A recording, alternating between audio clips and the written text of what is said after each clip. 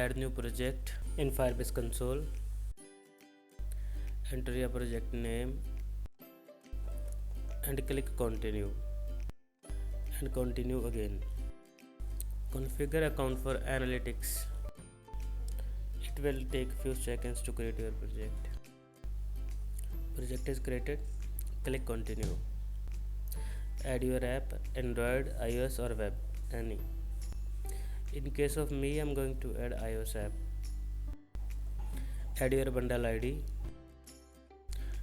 then application name, and download the plist file. Click next and continue. We have done creating the project with Firebase. Install Firebase dependency. Don't forget to run pod install. Add plist file to workspace. Make sure you check copy if needed. Import firebase.h. At the very top of app.delegate.m, initialize Firebase by adding line number 33 to 36. Rebuild the project. For me, it compiled successfully. Before proceeding further, enable an email login in Firebase Auth and also create a test user. Let's implement the login with email and grab the credential with state variable. Create input on change function and update state with a user input. It will look something like this.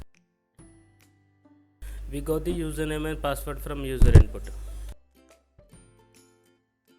Let's create a welcome screen so we can implement a auth state change. Import Firebase auth dependency, something like this, and create two state variables. Add a listener to auth state change. It's a time to add welcome screen into routes, so we will get the navigation reference. Now the auth state change. If user exists, navigate the user to home screen and show the login success indicator or error message otherwise. Let's try login with the test credential we created before.